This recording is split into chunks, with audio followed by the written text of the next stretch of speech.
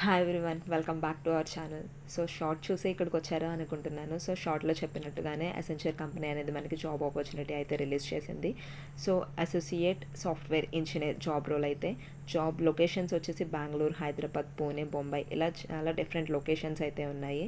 So apply చేయడానికి last date అంటూ ఏం లేదు. సో ఎంత త్వరగా అప్లై చేస్తే అంత మంచిది మనకి, ఎందుకంటే జాబ్స్ చాలా తక్కువగా నోటిఫికేషన్స్ రిలీజ్ అవుతూ ఉన్నాయి కదా. డీటెయిల్స్గా ఎక్స్ప్లెయిన్ చేస్తాను అనేసి అన్నాను. సో మనం ఇంకా వీడియో అయితే స్టార్ట్ చేసేద్దాం. So let's get into the video.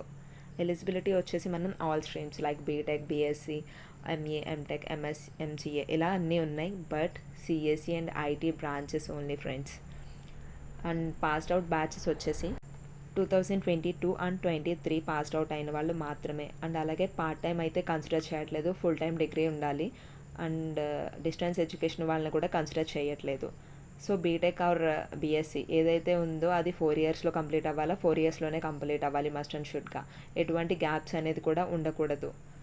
Highest qualification ఏది అయితే మనకు ఉంటుందో అది మాత్రమే కన్సిడర్ చేస్తారు వీళ్ళు. ఎసెన్షియల్ రిక్రూట్మెంట్కి పాస్ట్ 3 months నుంచి కూడా మనం అటెండ్ అయ్యి ఉండకూడదు.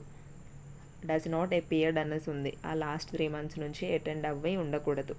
అండ్ క్యాండిడేట్స్కి ఎక్స్పీరియన్స్ అనేది 0 to 11 months మాత్రమే ఉండాలి. And not more than 11 months. 11 months కన్నా ఎక్కువ ఉండకూడదు. సో ప్రాసెస్ వచ్చేసి మనకి అసెస్మెంట్ ప్రాసెస్, ఈమెయిల్ ఇన్విటేషన్ అనేది వస్తుంది ఆన్లైన్ అసెస్మెంట్స్కి. 2 stagesలో జరుగుతుంది. సో మాక్ అసెస్మెంట్ వచ్చేసి మనకి 20-minute మాక్ అసెస్మెంట్ జరుగుతుంది. ఎందుకంటే మన సిస్టమ్ పనిచేస్తుందా లేదా, అసలు ఎలా వర్క్ అవుతుంది అనేది చెక్ చేసుకోవడం కోసం ఈ మాక్ అసెస్మెంట్ అయితే ఖచ్చితంగా అటెండ్ అవ్వాలి.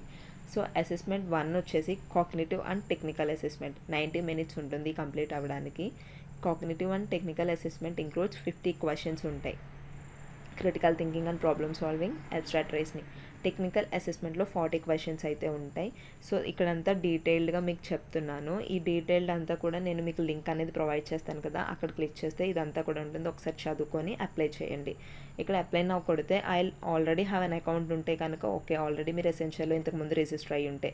ఒకవేళ రిజిస్టర్ అవ్వకపోతే కనుక I don't have an account అని కొడితే మనల్ని ఇంకొక ట్యాబ్కి తీసుకెళ్తుంది. అక్కడ మనకి ఇలా ఓపెన్ అవుతుంది రిజిస్ట్రేషన్ ఫామ్ అని చెప్పేసి. ఇక్కడ మనకి first name, middle name, last name అడుగుతుంది.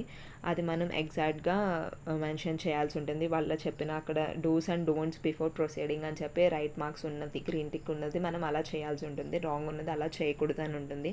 అండ్ ఫోటో ఎలా అప్లోడ్ చేయాలి అనేది కూడా ఉంటుంది. ఇలా అప్లోడ్ చేయొచ్చు, ఇలా అప్లోడ్ చేయకూడదు అని చెప్పేసి. అండ్ దెన్ మనం government IDs like Aadhaar card కానీ, పాన్ కార్డ్ కానీ ఇలాంటివి కూడా అప్లై చేయాల్సి ఉంటుంది ఇక్కడ చూపిస్తున్న విధంగా.